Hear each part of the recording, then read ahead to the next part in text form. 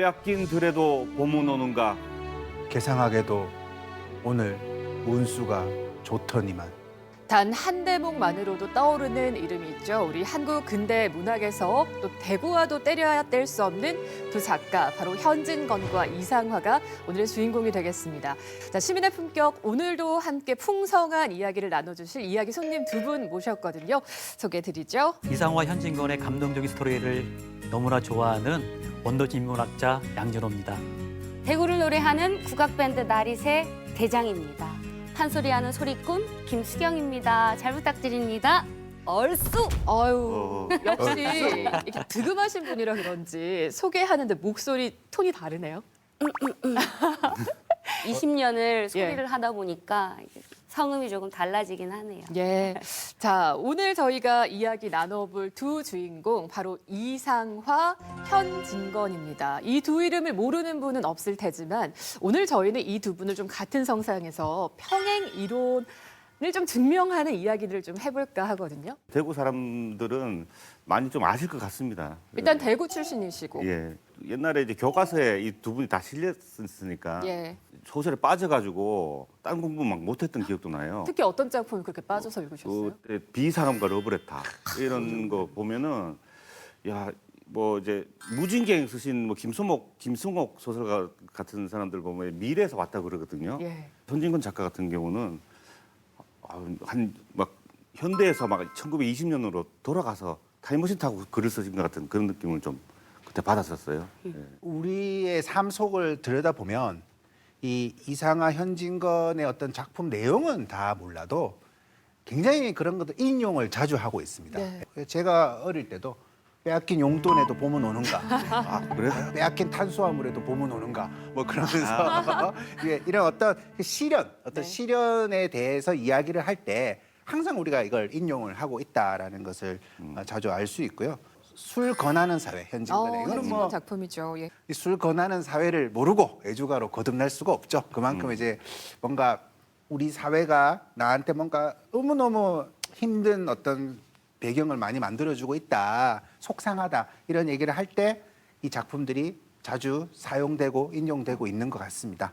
이 두 작가는 사실 한국 근대문학사에서 그 누구와의 비교도 허락하지 않는 그러한 치열한 작가 정신, 예. 삶에 대한 태도 이런 게 분명히 있는 작가여서 저는 대구의 자랑, 대구의 축복 이렇게 이야기하고 있습니다. 아, 저희 시민의 품격에서 다뤄볼 만한 또 작가로서 또 손색이 없는 분이고 또 나릿과도 인연이 있죠. 네, 대구를 노래하는 국악밴드라는 이 타이틀을 가지게 된 것이 대구의 근대 역사 그리고 이상화 시인의 정말 대표작이라고 할 수 있는 빼앗긴 들에도 봄은 오는가 이 곡을 가사로 차용해서 노래를 부르기 시작하면서 주목을 많이 받았었거든요. 이런 경우에는요, 설명을 길게 하기보다 먼저 좀 들어보는 게 좋잖아요. 그죠? 청해도 될까요? 네.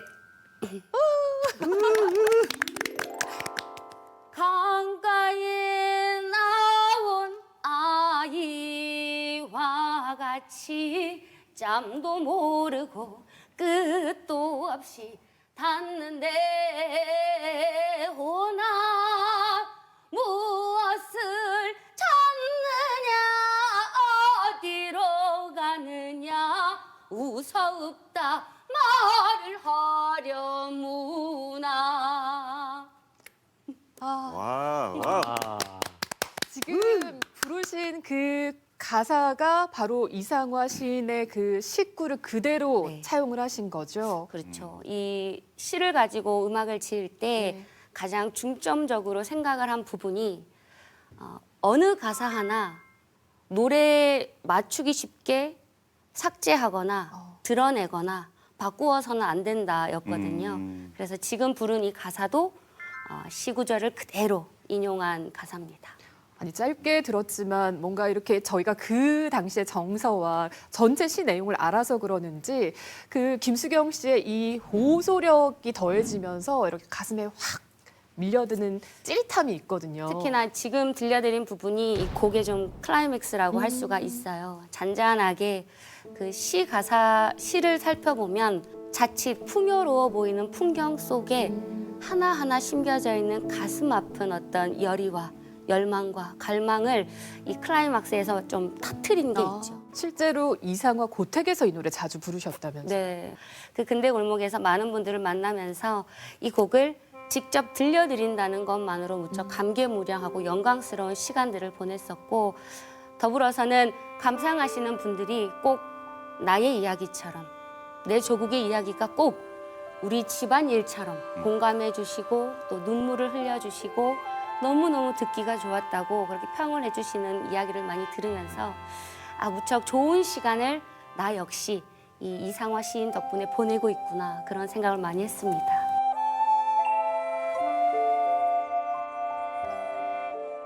이상화 시인은 앞서 얘기한 것처럼 이제 여기 대구 출신 작가시고요. 1901년 4월 5일에 태어나셨어요. 식목일.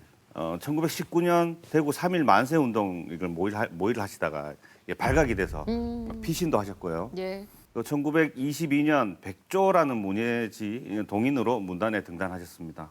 그리고 교남학교에서 교사로 재직한 교육자셨습니다. 그리고 흥미로운 게 아마추어 권투 선수세요. 그렇게 안 생기셨는데 권투 시인하면 격투기 아니겠습니까? 그런가요? 그래서 교남학교에 권투부도 막 창설도 막 하시고, 그러니까 문화적 재능도 계시지만 운동도 되게 좋아하셨다고 하고요. 그 주요 작품은 빼앗긴 들에도 봄은 오는가, 나의 침실로. 이 제목을 이렇게 아니고 다 마돈나로 알고 있는 친구들이 되게 많아요. 근데 오늘 저도 알았습니다. 나의 침실로. 많은 그렇습니다. 청소년들의 좀 호기심을 자극했던 또 그렇죠. 저희가 이미 익히 잘 알고 있는 마돈나라는 또 예. 인물이 등장하는 그런 시인데 조금 더 설명을 덧붙여 주실까요? 예. 할아버지 성함이 금남 이동진 선생인데 이동진 선생. 그때 이동진 할아버지가 아주 이 부를 많이 그 부자가 되신 거. 네.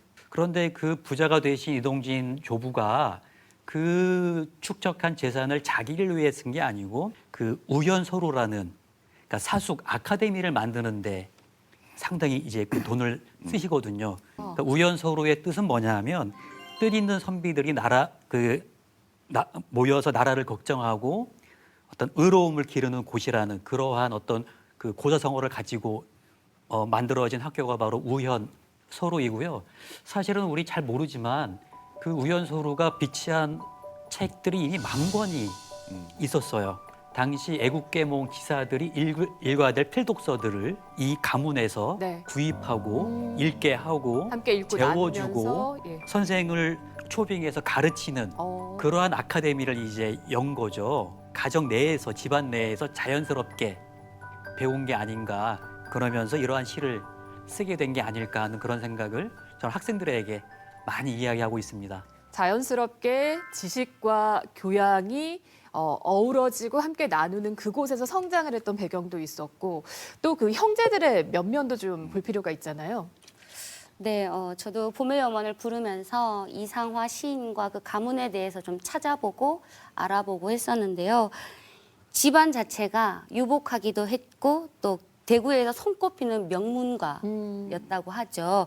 이상화 시인의 4형제 모두 굉장히 유명한 분들이시더라고요. 첫째 이상정은 중국에서 독립군을 이끈 장군이셨고요. 또 둘째 이상화는 아시다시피 민족 시인. 셋째 이상백은 서울대 사회학과 교수이자 한국 최초 IOC 위원이셨고요. 또 넷째 이상호는 정통 수렵가이자 저술가로 알려져 있더라고요. 둘째와 넷째가 조금 밀리는 것 같아요. 스펙이. 아니 그 형님 이상정 그 운동가의 아내분이 또 그 여성 독립운동가이신 권기용 여사기도 하고 어쨌든 그 학식도 있었지만 독립운동에 또 피가 흘렀던 이 가문이었던 거잖아요. 예. 그때 가보시면 그 거실에 용봉인학이라는 편액이 보입니다. 내 형제에 대한 그 표현을 용봉인학이라고 이제. 그러니까 용은 하늘을 나는 용. 예. 봉은 봉황인가요? 예. 예. 이는 기린. 옛날에 기린은 그렇게 출중함의 표현이었거든요. 달리 말하자면 야 우리 네 형제 잘났다. 그렇네요. 아주 대단한 형제들이지라고 그렇게 아마 세평이 있었나 봅니다. 이 시대를 생각을 해보면 이 집안이 좀 어떻게 보면 굉장히 반대쪽에서 엄청난 부자가 될 수도 있는 거죠. 우리 형제들 다 잘났어요 이게 아니라 그 시절에 이런 식으로 잘나기는 굉장히 위험하고 힘든 거라는 메시지도 있는 것 같아요. 그러니까 네. 현진건 작가는 어땠을까요? 네, 소설가 현진건은 1900년 8월 9일 대구 계산동에서 태어났습니다. 뭐 독립운동가로 잘 알려져 있는데 뭐 독립운동가라 그러면 저항적인 어떤 작품들을 많이 내는 것도 있지만 그 이후에 친일적인 어떤 행보를 할 수밖에 없는 유혹이 굉장히 많음에도 불구하고 절대 그러지 않았다라는 의미에서 이 독립운동의 의미를 조금 우리가 더 주목을 해야 될 것 같습니다. 문학적으로는 보통 우리가 리얼리즘의 시초에 들어가는 이제 분이시죠. 그러니까 뭐 실제로 문학이라는 거는 막 굉장히 은유를 해야 될 것 같고 막 뭔가 추상적으로 그려내야 될 듯한 유혹이 있고 그러다 보면 주제가 현실하고 동떨어지는 경우도 가끔 있거든요. 근데 이제 그렇지 않은 거죠. 1928년에 동아일보 사회부장으로 활동을 했는데요. 아주 유명한 거죠. 그 일장기를 지워버리는, 그 신문에서 지워버리는 그 사건으로 약 1년간 투옥을 했던 사실도 있습니다. 그 외에 이제 뭐 운수 좋은 날, 술 권하는 사회는 뭐 문학을 좋아하든 싫어하든 우리나라 교육 과정에서 고등학교, 중고등학교 과정을 거쳐가면 어떻게든 접할 수밖에 없는. 근데 그때는 잘 막 너무 재미없게 교육을 받았던 것 같아요. 아까 전에 우리 노래도 불러주셨지만 이상하 시인에 대해서 제가 그 이상하 시인의 그 시를 배울 때 누가 이런 노래를 틀어놓았으면 그 감정을 정확하게 알았을 것 같아요. 근데 그때는 그렇게 안 해오거든요. 일년의 일행의 의미를 찾으시오 뭐 이런 거잖아요. 글은 예. 무엇을 상징하고. 네, 그래 너무 재미가 없었는데 근데 어떤 의미에서는 무조건 일단 읽어놔라. 나중에 그게 떠오를 거다. 알게 된다. 네, 알게 될 것이다라는 신호였던 것 같아요. 근데 그때는 지겨웠지만 살아보니까 이게 왜 사실주의적인 문학으로서 인정을 받는가라고 생각을 해보면 정말 개인적으로도 많은 영향을 받았던 분이 바로 현진건의 문학 작품인 것 같습니다. 말씀하셨지만 그 시대상이 워낙에 엄혹했기 때문에 뭐 작품 활동을 하면서도 약간 친일주의적인 작품을 만들 수도 있었고 또 기자 생활을 하면서도 그 일장기를 지워버리는 당시 이분이 또 사회부장의 역할을 했단 말이에요. 이렇게 또 의식 있는 언론인으로서의 면모도 보여주셨는데 이런 배경에도 또 이상화 시인과 마찬가지로 또 가정 또 가족의 영향력이 있을까요, 교수님? 보통 이상화 시인이 그 가문이 집안이 좀 정통 유림 가문이라면 이 현진건 소설가는 중인계층 집안이죠. 대부분 외국어학교 출신이거나 아예 선조들은 역관이거나 예. 그래서 누구보다 신문물을 빨리 받아들이는 어떤 세계관 같은 게 이 집안 형제들에게 있었어요. 그 이상화 시인에게 이상정 맏형이 큰 존재였다면 예. 현진건 작가에게는 바로 그 형님, 위의 형님이죠. 이회 형님이죠. 현정건의 존재가 상당했거든요. 현정건은 대단히 유명한 상해에서 활동했던 독립운동가였습니다. 내 형님이 저렇게 지금 고생하시는데 내가 그럴 순 없지라는 식으로도 우리가 이해하면 훨씬 이 형제 관계를 흥미롭게 볼 수가 있겠죠. 예. 어쨌든 집안만 보더라도 또 이 두 분과 평행 이론 첫 번째 저희가 예. 또 근거로 볼 수 있겠고 뭐 학창 시절에는 따로따로 배우셨겠습니다만 실제로 이 두 분은 또 굉장히 친분이 두터웠습니다. 그러니까 지금 이렇게 생각을 해봐야 됩니다. 당시에 그들은 유명한 문인이 아니었어요. 자, 그러면 누가 이들을 네. 유명한 문인으로 알렸을까? 한 사람을 저는 말씀드리고 싶은데 그 이가 바로 백희만 선생입니다. 이 이상화 현진건의 버시기도 하고요. 그리고 그 백희만 선생 자신이 금성이라는 동인지에서 시인으로 활동도 이제 하셨고 네.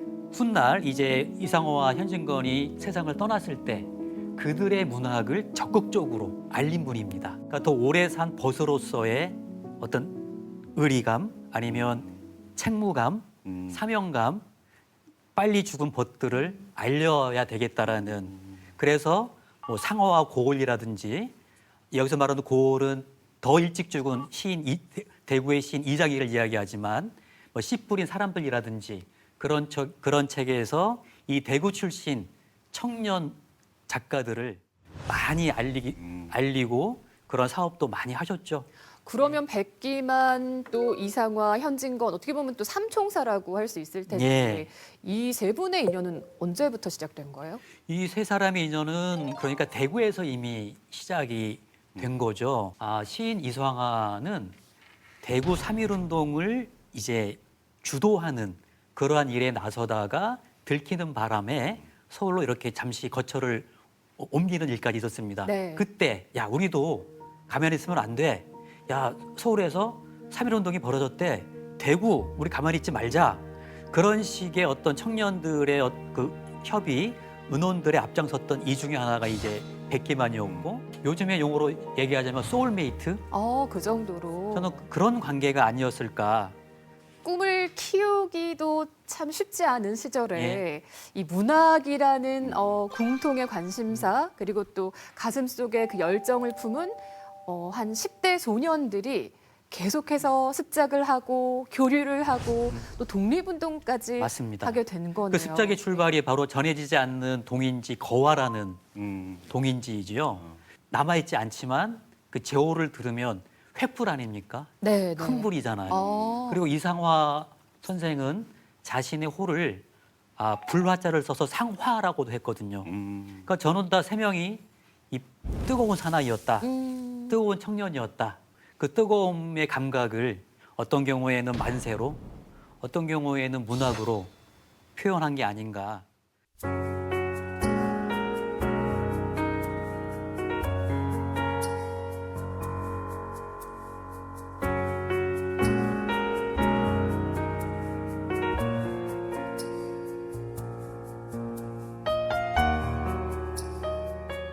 육 년 전으로 거슬러 가면 사실 저는 이상화 시인의 생가가 현재 이상화 고택인 줄 알고 있었거든요.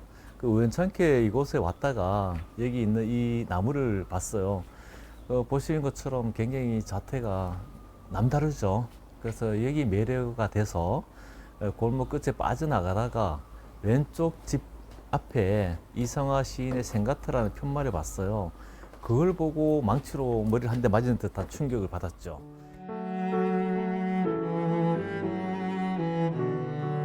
일부 학자들은 요 골목 앞에 있는 집을 생가로 알고 있고요.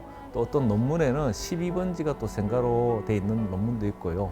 그래서 그런 자료들을 취합해서 이상화 시인의 생가터를 바로 알려야 되겠다 하는 약간의 사명감도 생기게 됐고요.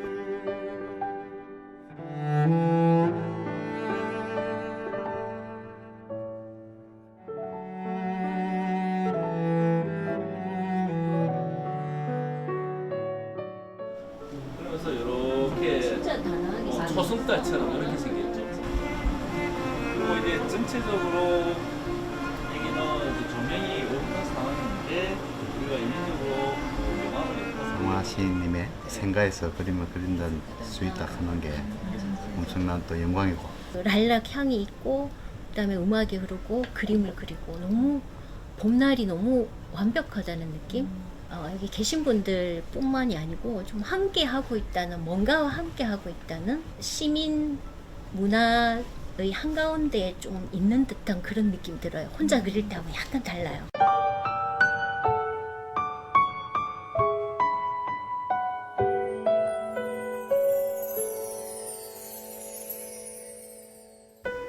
이곳이 이제 이상화 시인의 생가터라는 게 알려지고 나서 많은 문인들이 찾고요. 그래서 여기에서 어떤 시인들의 시 낭송회라든지 또 작품 발표회도 하고요. 또 투어객들이 오면 제가 이제 이상화 시인에 대해서 설명도 해드리고 문학 행사를 많이 하고 있어요.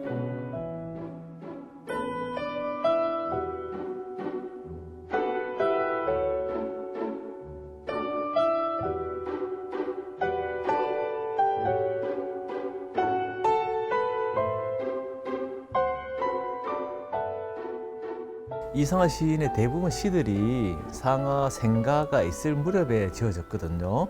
뺏긴들에도 봉은 오는가도 1926년에 발표했고요. 나의 침실로는 1923년에 발표했고요. 32살 때까지 사졌으니까 대부분의 시들이 생가가 있던 곳 시절에 만들어졌고 상하의 젊은 날들도 다 이곳에서 이루어졌고 또 여기 있는 200살 된 라일락 나무도 어떻게 보면 이상화 시인에게 어떤 시심을 전해주지 않았을까? 또 일제 감정기를 또 다 지켜본 그러한 나무지 않습니까? 이상화라는 시인 인물은 대구의 어떤 상징적인 인물이죠. 전국적으로도 민족 시인이고 저항 시인이지 않습니까? 그러면 어떻게 보면 대구의 정체성이라고 할 수 있습니다. 그 본령이 이곳인데요. 그런 상징성을 좀 많이 좀 알았으면 좋겠고요. 상하 시인의 어떤 시도 굉장히 중요하지만 그 사람들의 이야기를 통해서 현재 청년들한테 자극을 주는 또 문화를 만드는 그런 공간도 굉장히 중요하다고 봅니다. 예술가의 꿈을 시대를 보면서 키워냈다는 걸 생각을 하면 이만한 동료가 또 있을까? 또 상상해보면 제가 다 벅차오르는 그런 느낌이 듭니다. 하나의 그냥 불꽃이 아니라 또 함께 모여서 정말 거화를 만들었던 그게 이제 결국에는 시대를 지나서 또 우리 문학계에도 거장으로 남아있게 하는 힘이 아닌가 싶습니다. 이분들이 뭐 그렇게 될 줄 어떻게 알았겠습니까? 그죠? 자, 이 두 사람 뭐 들어보셔도 일단 뭐 동양의 또 집안도 비슷하고 독립운동도 하셨고 그리고 함께 정말 절친으로서 꿈을 피워왔던 이런 공통점이 있습니다. 이것뿐만이 아니에요. 혹시 알고 계십니까? 어떤 공통점이 또 남아있는지? 작고하신 날과 그리고 앓고 있던 지병까지도 같다는 그 사실. 같은 해 같은 날. 같은 해 같은 날. 4월 25일. 예. 바로 얼마 전이었습니다만 예. 이 비슷한 시기에 예. 두 별이 함께 이제 예. 세상을 떴으니 얼마나 문학계는 충격이었을까요? 이상화 현진건의 사망일을 최초로 확인했을 때 네. 깜놀했습니다. 잘못된 표기겠지? 숫자가 하나 뭐 잘못되지 네네, 그래서 않았습니까? 저는 다시 확인을 거듭해도 사망일이 같은 거예요. 근데 더 놀라운 거는 그 사망하게 된 이유도 상당히 이제 그 결핵이라는 이게 이런 인연이 과연 우리 문단에 또 있을까? 없거든요. 나도향도 그 결핵으로 일찍 숨을 거뒀죠. 지금이야 결핵을 이렇게 고칠 수 있는 관리할 수 있는 병이지만 당시는 좀 의료 정보가 부족했는지 영양 상태나 네, 등등. 네, 그래서 이렇게 이런 일을 겪은 문인들이 제법 있습니다.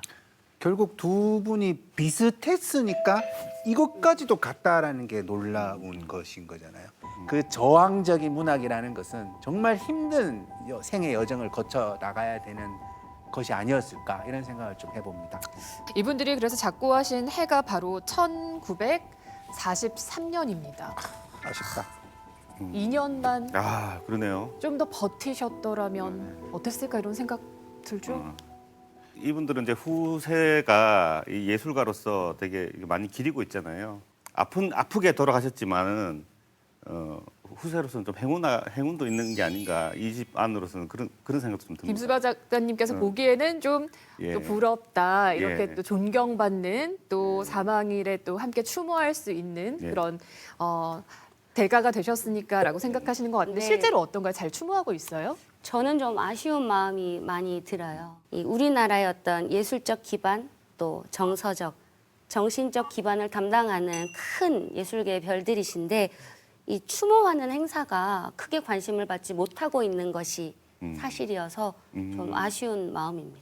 일단 4월 25일 당일에 추모 행사를 하기는 매해 하고 있는 거죠? 하기는 합니다. 이걸 좀 공론화하고 공식화해서 더 많은 대구 시민들과 그리고 전국에 있는 시를 사랑하고 문학을 사랑하는 사람들이 함께 기리고 추모하고 또 즐길 수 있는 자리로 거듭나면 얼마나 좋을까 생각합니다.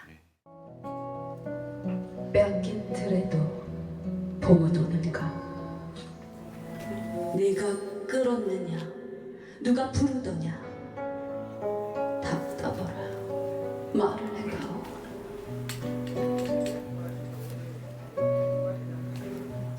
네, 추전문화제는 말 그대로 이상화 시인과 현진건 이 두 분을 추모하는 의미에서 가진 문화제입니다. 두 분을 추모한다는 것은 그분들을 기리고 또 그분들이 가진 정신을 이어가고자 하는 것이고요. 또 대구 시민들과 함께 또 예술가들과 함께 그분들이 활동하던 곳에서 그분들을 기리고 정신을 이어가고자 하는 의미를 담고 있습니다. 고향에서 음산하고 비참한 조선의 얼굴을 또 문학관도 요소도 없는 현실에서 음산하고 비참한 대한민국의 문화술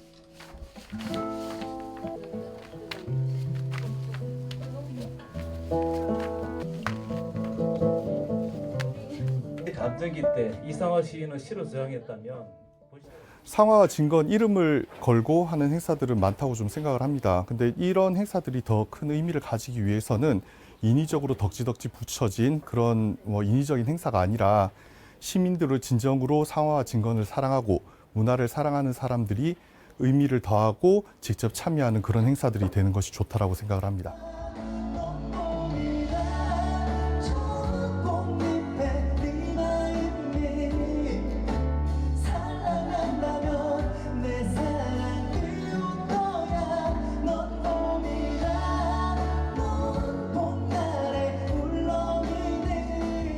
감개무량합니다. 저는 여기 잘 몰랐었는데 먼저 한 분 댁에 찾아왔다가 제 아버님이 옛날에 이상화 선생님하고 중마고우였어요. 지금 사람들이 고전 문학 1900년을 기점으로 해가지고 고전적인 문학이 있었는데 1900년을 해가지고 이상화 선생님이나 우리 아버님이나 현진건 선생님들은 새로운 현대 문학으로 바뀌어가지고 개척했던 셈이죠. 새로운 문화를. 저는 이제 아까 얘기 생각하면서 이상화 시인을 알고는 있지만 이상정 장군도 그렇고 자세히는 모르고 있어요. 그래서 이번 계기로 이상화 시인, 현진건 소설가 좀 더 자세히 깊이 좀 더 알아야 되겠다. 우리가 지금 이 자리에 함께 하고 있구나.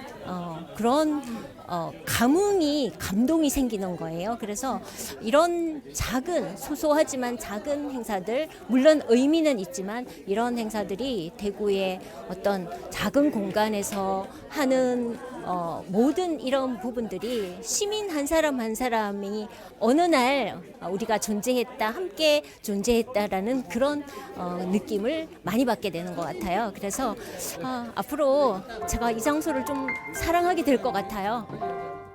자, 안타깝게 이렇게 결핵으로 두 분 모두 40대 초반의 젊은 나이로 세상을 떠나셨습니다.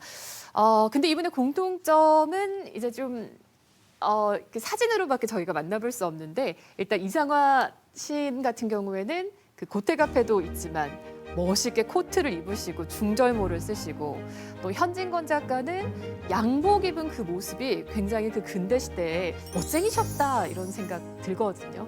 모던 보이죠. 모던 보이. 모던 보이라고 하면 딱 우리가 떠오르는 이미지 이제 그대로 여러 가지 맥락은 있을 것 같아요. 이제 그런 식의 어떤 갖춰서 이렇게 품위를 지키는 것이 어떤 문학인으로서 지식인으로서 존중받을 수 있는 의례적인 것일 수도 있는 것이고 그 시기를 생각을 해보면 굉장히 가독인 거잖아요. 옷 하나 입는 것도 다 가독이니까 뭔가 우리는 변해야 되는 것이고 세상은 이렇게 다양하게 빠르게 변하고 있다는 걸 보여주는 어떤 상징으로서 생각을 하고 더 그렇게 노출되려고 하시지는 않았을까 이런 생각을 한번 해봅니다. 그렇게 입고서 대구에 또 근대 골목을 누비시고 또 계산동 우리 중부에 모여서 또 문학적인 고뇌도 함께 나누시고 그랬을 거 아니에요. 에스프레소도 한잔 하고. 두 분 사진 보니까 실제로도 좀 잘생기셨어요. 저도 이제 좀 동질감이 많이 느껴지는데 잘생긴 사람은 잘생긴 사람을 좀 알아보거든요. 자칭 손석. 그 과거에 예. 과거에 좀 잘생겨 본 경험이 좀 있어요. 두 분이 좀 우리 관 것 같은데요. 당시에도 이렇게 현진건 같은 경우는 이렇게 얼굴이 막 희고 잘생기고 좀 노동자 같지 않고 이래가지고 막 풀솜에 쌓여 자라난 기공자 이렇게 막 별명으로 막 불렸다고 합니다. 이분들의 또 그런 외양으로 좀 조명을 많이 받기도 했을까요 그 당시에? 현진건 미남설. 설입니까 설? 네. 아니면 미남 이론이라고 해볼까요? 예. 도대체 그 말이 어디서 출처가 있냐면 실제 미남이 아닌 건가요 그러면? 미남이지요. 부분은 다 이제 취향의 영역이고 미남입니다. 다 개성이 있는데. 그 서울신문사라는 신문사에서 그 잊혀지지 않는 사람들 특집에 이제 월탄 박종화 선생이 아주 희고 잘생겼다. 그리고 이제 씩씩하고 시원스럽게 생겼다. 기풍, 외모에서 보이는 그런 것을 통틀어서 미남이야. 그렇게 이제 월탄 박정화 선생이 회고를 해 주신 것 같아요. 많이 시청자분들께서도 지금 뭔가 검색하시면서 그래서 뭔가 지금 혼돈이 오시거든요. 네. 그래서 이제 부연 설명을 저희가 해드린 거죠. 예. 미남보다는 호남. 저도 그런 호남설로, 이미지였어요. 그쵸. 그러면은 뭐 현진건 선생에 대해서는 말씀을 많이 나눴는데 이상화 선생 미남에 대해서는 이설이 없는 걸로 모두가 인정하는 아, 그분은 인정. 미남인 걸로. 네.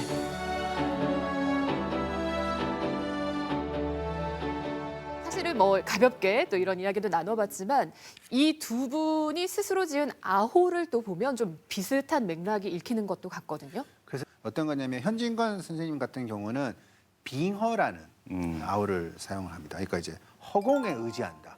쓸쓸해 보이잖아요. 뭔가 의지할 다른 곳이 있어야 되는데 네. 그게 국가일 수도 있는 것이고 사회 체계일 수도 있는 것이고 소설에서 보여주고 있는 어떤 뭔가 사무치는 어떤 내용들 그리고 계속 그런 식의 이야기를 할 수밖에 없는 문학가의 어떤 삶 이런 것들이 그 빙허라는 아우 속에 함축되어 있는 거죠. 이상화 시인의 아호는 여러 개가 있었죠. 여러 개가 있었죠. 이름이 상화지만, 그러니까 숭상할 상자, 불화자를 써서 상화 이렇게 쓰기도 하고, 아니면은 끝이 없다라는 뜻의 무량, 아니면 이렇게 벙어리라는 뜻이 있는 뭐 배가라든지 이러한 여러 호를 쓰셨는데, 그 달성공원에 가면 우리나라 최초의 문학비가 있거든요.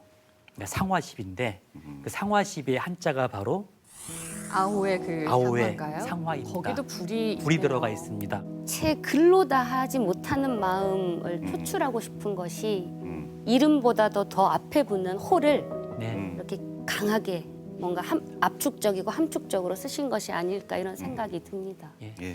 김수박 작가님도 고민해 보셨을 거 아니에요. 이제 내가 작가로서 나설 때 어떤 이름을 쓰면 좋을 것인가. 아주 깊은 뜻을 가지고 있죠, 저도. 지금 살고 있는 아내하고 이제 쓰던 애칭이었어요. 그래서 뭐 애기야, 자기야 하잖아요, 다들. 저는 그거 못 하겠더라고요. 그래서 우리는 과일로 부르셨어요. 과일로 하자. 그 친구가 수박 선배 이렇게 하면은 카메라가 어디 있죠? 딸기야 밥 먹으러 갈까? 그분은 딸기십니다. 이런 큰 뜻이 있습니다, 저도. 아주 달달한 또 표현을 죄송합니다. 쓰고 계시네요. 자, 이렇게 또 그 아우 하나에도 두 분은 또 때로는 차갑게, 때로는 뜨겁게 고심이 많았던 그 시대의 또 지식인이자 또 문학인이었습니다. 네, 현진건 선생과 이상화 선생 그 두 문학가 이야기를 나누고 있는데 이분들이 계속 교류를 했지만 또 현실을 좀 뭐 벗어나기 위해서인지 또 새로운 걸 더 많이 배우기 위해서인지 유학길에 많이 올랐단 말이에요. 좀 교류할 시간은 또 줄어들지 않았나 이런 또 궁금증도 드는데 어떤가요? 근대적인 것들 아니면 새로운 문물, 신학문을 배우고 싶어 했죠. 그렇다 보니까 아무래도 일본 유학을 가는 당시에 모던보이들이 많았고 현진건도 1915년 11월 그 서울에 보성고등보통학교 입학했다가 그러니까 1916년 2학년 때 그만두고 도쿄 세이소쿠 예비학교라는 학교에 가서 잠시 좀 공부를 하죠. 정말 깊이 있는 공부 때문에 간 건 아니었고 그들에게 도쿄는 이중의 감정이었어요. 미운데 가고 싶은. 그 현진건 선생도 도쿄를 다녀오고 나서 잠시 대구에 있다가 이제 상해를 다녀오거든요. 상해, 그러니까 알려지기로는 뭐 호강대학, 후장대학에 가서 공부를 했다고 하지만 사실 왜 갔겠습니까? 누구를 만났을까? 저는 현정건을 만났다고 생각합니다. 그 독립운동가 형님을 만나고 온 게 아닐까. 그래서 저는 이 시기에 이 작가들의 길떠남이 훨씬 더 그들을 키운, 그들의 영혼을 단련시킨 그러한 체험이다. 그렇게 보면 재밌지 않을까. 이상화 시인은 이제 방황을 되게 많이 한 것 같더라고요. 1914년까지 한문 수학을 마치고 그다음에 1년간 일본어, 산술, 박물 같은 일의 신학문을 배우셨습니다. 그리고 그 다음 해에 이제 서울로 상경해가지고 경성중앙학교에 입학을 했고 1918년 경성중앙학교 3년을 수료하고 나서 이때부터 또 방황을 또 하시는 것 같아요. 금강산 일대를 막 이렇게 또 방랑을 하셨다고 합니다. 그리고 현진건보다는 좀 늦게 1922년에 일본에 가서 이제 프랑스 유학을 좀 준비를 하셨는데요. 그때 관동 대지진이 막 터져가지고 그때 이렇게 또 귀국을 하셨다고 해요. 그 이상화 시인의 생애에서 이 관동 대지진은 굉장히 큰 영향을 끼쳤다고 알려져 있습니다. 그러니까 정확히는 관동 대학살이죠. 관동 대지진은 일본에서 나타난 자연적인 재해고 재해인데. 그것이 어떤 이념적으로 변화가 되면서 약자에 대한 어떤 목표물이 만들어지면서 혐오가 만들어지면서 조선인에 대한 어마어마한 이제 학살이 이루어지는데 그걸 이제 눈으로 직접 확인하게 되는 거죠. 되면서 원래 이 거화인데 이것을 더 불을 이렇게 내가 숨겨서는 안 되겠다라는 생각을 하지 않았을까 한번 이렇게 생각을 해볼 수 있을 것 같습니다. 야, 나라 꼴이 이게 뭐야 이것도 있지만 자신이 굉장히 편하게 잘 살 수 있는 것도 옆에 보인다라는 거죠. 그 상태에서는. 근데 내가 과연 그런 선택을 할 수 있을까? 근데 또 어떤 동료는 그런 선택을 해서 뭔가 이상한 나쁜 행동들을 하고 있는 거죠. 근데 그렇다고 그 동료를 잡아가지고 막 혼낼 수도 없는 것이고 너무너무 답답했던 그 상황에서 이런 방랑들이 이어지지 않았을까 이런 생각을 좀 해봤습니다. 김수경 우리 또 국악인은 이렇게 뭐 말이 아니라 어떻게 보면 노래로 또 표현을 하시는 거 아니에요. 이 시대를 생각한다면 좀 어떤 마음 드실 것 같아요? 이런 상황이 된다면. 예술 활동을 한다는 것은 그 나를 실현하는 일 같거든요. 그러니까 자유롭게 상상하고 상상한 것을 현실에 펼쳐내는 작업들. 그런데 그걸 하지 못하게 된다고 상상을 해보면 어쩌면 얼마 전 우리가 겪었던 코로나 팬데믹과 좀 비슷한 것 같아요. 무대도 그립고 노래도 하고 싶은데 할 수가 없었잖아요.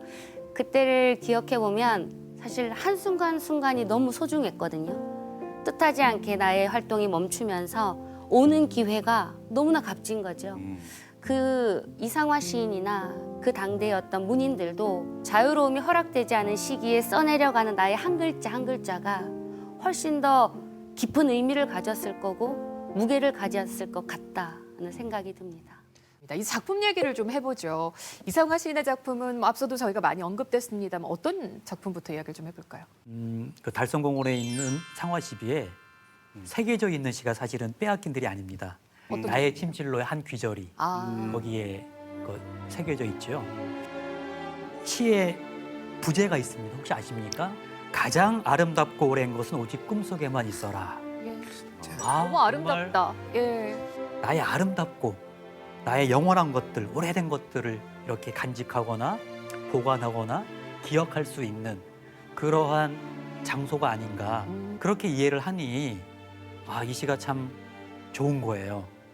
연애 편지 같다는 생각을 하기도 했고 누군가가 저에게 이런 시를 적어준다면 정말 두근두근 할 것 같다는 생각을 했었는데 또 교수님의 오늘 이 설명을 듣고 나니까 마음을 좀 고쳐 먹어야겠다.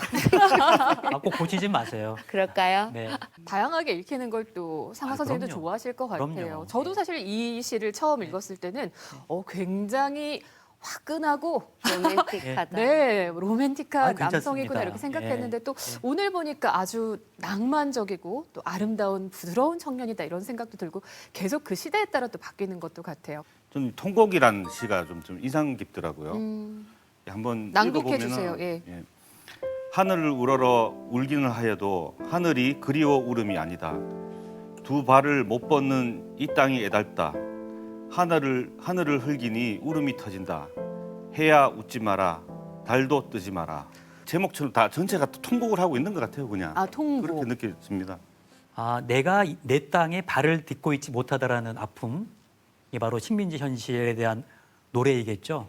여러 방랑과 방황을 통해서 그리고 사회를 보고 시대를 흡수하면서 자신의 작품 세계를 만들어가는구나라는 게 느껴져서 더욱 그 시 구절 하나하나가 깊이 새겨지는 느낌이에요. 되게 좀 바쁘게 사신 것 같아요. 관동 대지진 때문에 이제 귀국을 하셨고요. 그리고 서울에 있다가 1927년에 대구로 돌아오셨습니다. 자기 고향으로. 그리고는 또 이제 가만히 있지 않으셨죠. 의열단원 이종함 사건에 또 막 연루돼가지고 또 또 시인답게 목살이도 하시고. 대구 경찰서에 수감도 되었다가 풀려나시기도 하셨고요. 1934년에는 조선일보사 경상북도 총국 이것도 막 경영을 했는데 이게 또 1년 만에 망했어요. 그래서 다시 이제 교남학교로 와서 또 복직해서 또 후학 양성에 계속 힘을 쓰셨어요. 이게 가만히 있지 않고 이것저것 할 수 있는 걸 다 하셨던 것 같아요. 바쁘게. 네, 그 이상화 선생님이 교남학교에서 저는 권투부를 만드셨다는 게 그쵸? 이런 말씀을 하셨대요. 피압박 민족은 주먹이라도 굵어야 한다. 마음만 서러운 게 아니라 얼마나 몸이 서러운 일을 많이 당했겠어. 알 수 없는 어떤 그런 것에 저항하기 위해서는 마음이 튼튼한 것뿐만 아니라 몸도 튼튼해야 한다라는 그런 마음이 있으셨을 것 같아요. 자, 이상화 시인이 자유주의적인 성격이 강했다면 현진건 또 소설가는 사실주의의 선구자로도 많이 알려져 있거든요. 사실주의 문학의 모범, 한국 사실주의 문학의 어떤 정답. 좀 더 이제 현실 밀착형 작가였던 거죠. 이생화가 첫 작품으로 알려져 있는데 그 당시에는 이 작품이 나왔을 때 당시 평론가가 그러니까 무명산문이라고 했다는 거죠. 이거는 소설로 인정할 수 없다 이런 얘기예요. 알 필요도 없는 거고. 근데 그 당시에는 또 현진건이 막 화가 나가지고 어떤 인간이 나한테 그런 소리를 했단 말이야 그러면서 화를 냈는데 나중에는 자기가 자기 첫 작품을 보고 아유 좀 부끄러웠다 이렇게 인정을 할 정도로 그러니까 그 이후에 그리고 여러 가지 언론사 생활하고 결합이 되면서 그 생활 밀착형 사실주의적 글이 성장을 해버리는 그런 것도 분명히 있는 것 같더라고요. 이 희생화를 읽을 때마다 그래 그 이후의 작품에 비해서 작품의 수준이 감상적이고 좀 그래 보이지만 굉장히 중요한 주제 의식이 있습니다. 어떤 거죠? 바로 자유연애예요. 아, 이거는 자유연애 이야기거든요. 그래. 자유연애가 안 된 커플들이 뭐 죽고 도망가는 이야기입니다. 그러면 그래서 희생화가 된 거예요. 희생. 자유연애를 못해서. 그 이 시기에 작가들이 그렇게 일찍 결혼을 하다 보니 현진건 선생은 그런 일은 없었습니다. 그러니까 15세 때 결혼을 하셨고 소설에서 그런 자유연애에 대한 이야기를 하긴 했지만 현실에서는 일편단심. 일편단심, 민들레야 이런 마인드로 사셨던 것 같아요. 빈처라든가 술 권하는 사회가 그다음에 이제 대표적으로 나오는데 이게 1921년 그러니까 21살 때 그런 내용들을 담아서 글을 쓴다라는 거죠. 그래서 정말 여러 가지 생각이 들죠. 시대가 어떻게 개인을 짓누르기에 그런 글을 쓰는가와 정말 천재가 아닐까라는 생각도 들고 이 당시는 사회가 거의 신조어예요. 이 당시에는 사회라는 게 번역되는 단어죠. 그러니까 개인만이 존재하는 거고 사회적인 어떤 것은 이렇게 잘 사회가 개인에게 뭘 거네? 사회 구조가 개인을 괴롭혀? 잘 나오지 않던 이야기죠. 우리 그 근대의 용어거든요. 그런 말들이. 근데 그거를 전면에 내세우면서 어떤 메시지를 던지려고 했다는 측면에서 굉장히 큰 의미가 있는 것 같습니다. 그래서 그런가 이게 이 소설의 마지막에 보면은 아유 그 못 쓸 사회가 왜 술을 권하는고 이렇게 하는 대사가 나오는데 이게 되게 슬픈 거하고 유머가 그냥 한 줄에 같이 들어가 있잖아요. 근데 이게 상충되지 않는다. 와, 이 천재적이다. 그때 그런 생각을 많이 했고 요즘도 이렇게 보면은 이제 술 마셔야 되는 일이 많잖아요. 사회가 술을 마시게 만드는 거라고요. 딸기씨. 제가 좋아해서 그런 게 아니고요. 네. 네, 현진건 작가님은 지금 우리의 기준으로는 성인이 되는 그 나이 때부터 기자 생활을 하시면서 어쩌면 사회생활을 일찍부터 시작을 하셨던 건데 그 사회생활을 하면서 느끼는 술을 먹게 되는 이유들이 분명히 있었을 것 같아요. 사회의 빛과 그림자를 뭐 일제시대인 그 시대적 배경도 있지만 누구보다도 더 이제 보게 되셨을 거고 그렇죠. 그걸 단순히 그 기사만이 아니라 이런 문학으로 당시에 또 이 그렇죠. 실상을 좀 기록하고 또 다른 방식으로 좀 고발하고 남기고 싶었나 봅니다. 같이 기자 생활과 그렇죠. 그러니까 방문을 하셨다고 기자라는 합니다. 건 뭡니까? 관찰자죠. 사회의 관찰자죠.